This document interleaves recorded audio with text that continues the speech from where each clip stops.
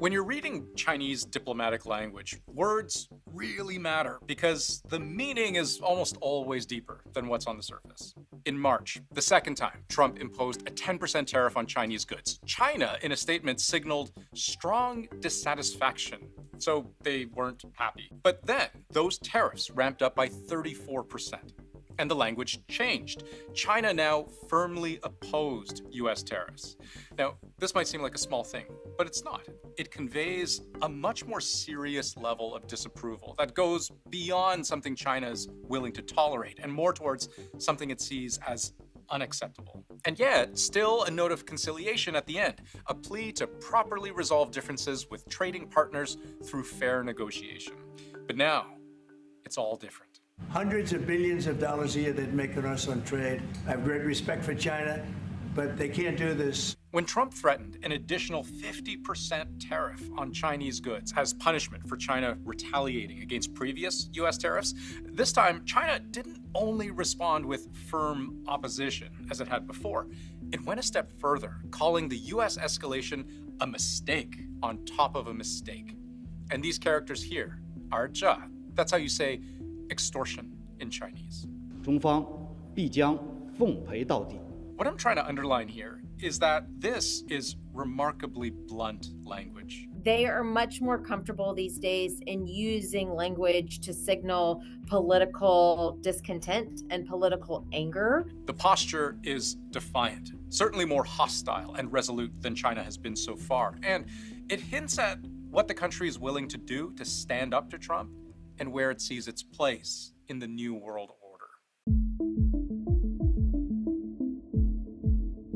China has retaliated against new US tariffs in many ways now. There have been successive tariffs on US energy and agriculture, a broad-based tariff on all American goods, now going up to 84%. Restrictions on critical mineral exports, investigations into and constraints on American companies. But China has other levers too. Consider how it can apply political pressure in arenas that seem to matter very much to Donald Trump.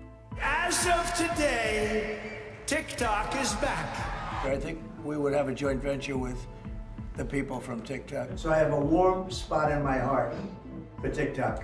This administration feels very strongly that TikTok, hugely popular in the US, but owned and controlled by a Chinese company, that its American operations should be American-owned. The president seems optimistic, saying he's working with multiple bidders. Do you think there's going to be a deal on TikTok soon? There could be. We're dealing with 4 different groups, and a lot of people want it. But according to a New York Times report this week, even though a deal looked close, under the plan, new investors would own 50% of a new American TikTok entity, while Chinese owners would retain less than 20%. And Beijing seemed to be comfortable with the idea. That all changed very suddenly. And the New York Times reported the deal had hit a wall. Reporters that we had a deal pretty much with TikTok. Not a deal, but pretty close. And then China changed the deal because of tariffs. Beijing uses a multi-pronged economic coercion playbook, and they're deploying the entire kit against the United States. But that's just one political example. Consider how much economic heft China seems prepared and willing to use. You remember all that talk a while ago about Trump wanting to establish a sovereign wealth fund? It's a very exciting event. We're going to have a sovereign wealth fund, which we've never had. I think in a short period of time, we'd have one of the biggest funds. The idea was to basically create a giant government piggy bank, except they wouldn't just stuff it full of coins and cash and tax revenue. They'd also plug it right into the stock market. They'd invest that money.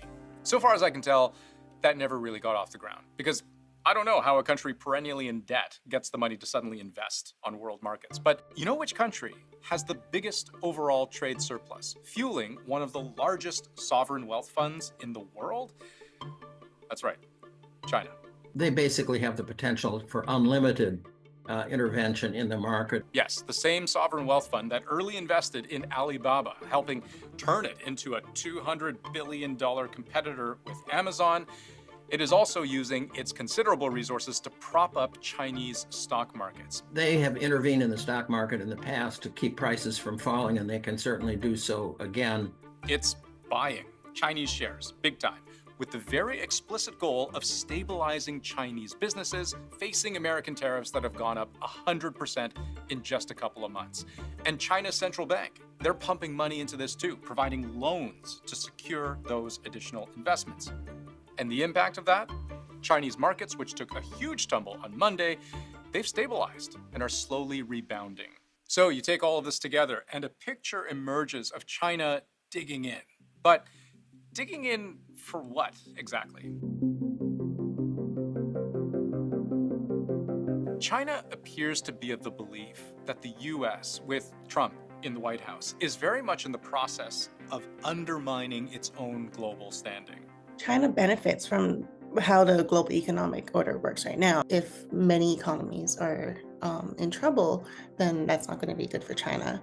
But politically, rhetorically, Beijing likely sees an opening. China is using this crisis to portray itself as a global force in terms of trade, but also a much more reliable partner than the United States. This is our globe. An imperfect world. There is violence, hegemonism, greed.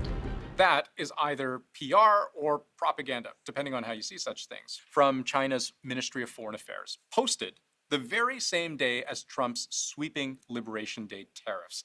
And it states quite clearly the moral choice China wants to convince the rest of the world that it faces. Suppression, provocation, tariffs. Do you want to live in a world like this? Or a world like this? No war. Security for all. Equality among nations. China has been working for years to undercut the liberal international order and to argue, particularly among developing countries, that China is a better partner than the United States and other democracies because China doesn't make demands. It doesn't demand that you get your human rights regime in order, that you improve government governance, that you deal with your environmental challenges. China will just show up with cash. And there is a pragmatism to China's approach. Since Trump's first term, Chinese companies have found ways to shift production, to skirt Trump's tariffs. Just to give you one example, more than half of Cambodia's factories are now Chinese-owned. And the US now runs a huge trade deficit with Cambodia. And China is now the largest trading partner for more than 120 countries worldwide, running massive surpluses with the US, the UK, the EU, Germany, Italy, the Netherlands, India, Vietnam, Thailand, Singapore.